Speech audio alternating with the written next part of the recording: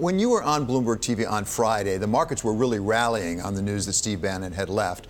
You came on and said really what they need to do is just get their act together, get somebody in the White House who's calling the shots. Then the markets trailed off. Does that tell us anything about the likelihood that, in fact, they're getting their arms around the problems in Washington?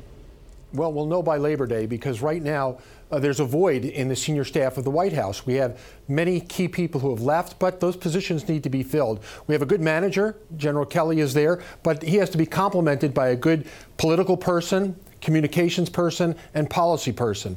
They need to act as a team. They haven't been acting as a team the last 8 months. And as your guest before me suggested, is they've got to have an agenda, a policy for the fall, something that is concrete, something that'll get done. Promises made must be promises kept, and especially getting the economy moving, talking about jobs and infrastructure and also taxes. So things have to get done. We know that the debt ceiling has to be raised. The budget needs to be done. Those are fixed on the schedule. But the legislative component is really the key for the fall. So, Brad, you worked in the White House. You know how it works. The chief of staff, typically in an effective White House, is key to that process, not so much in setting the policy as making sure that there are really effective traffic cop, that things get decided and done.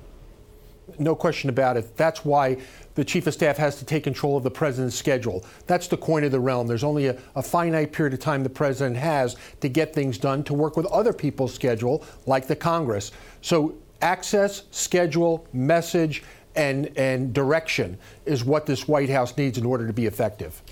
Brad, part of the rhetoric over the weekend was, as I was mentioning before, you're going to see the globalists take over, the economic nationalists take a back seat. But then we heard that the U.S. officially did launch an investigation into steel practices over in China. Is it too easy to dismiss the still nationalistic, economic nationalistic feel that we have seen in the White House?